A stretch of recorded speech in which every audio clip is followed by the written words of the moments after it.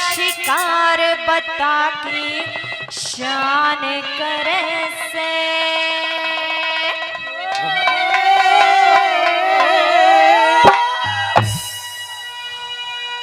सिया पानी प्या तू के तेरी बहू भर से हो, लड़ गया शिकार बता के शान करे से हो।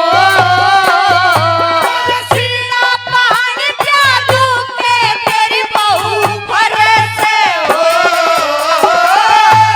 लड़ गया शिकार बता के शान करे से।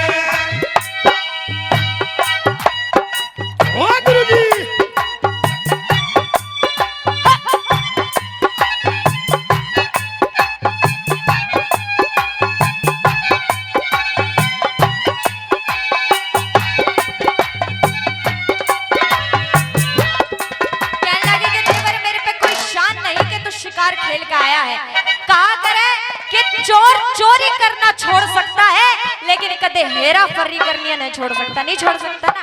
आए किस प्रकार से पहली बात में क्या समझाने लगी, क्या बताया। गुरुजी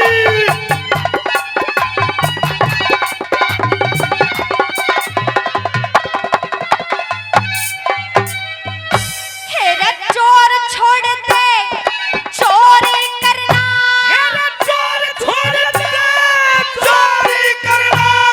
छोटे को न पाड़ने बाका छला बढ़ के हो रहा धरती पर ते जाने पीवण न तन सीधा चाहिए ताता चाहिए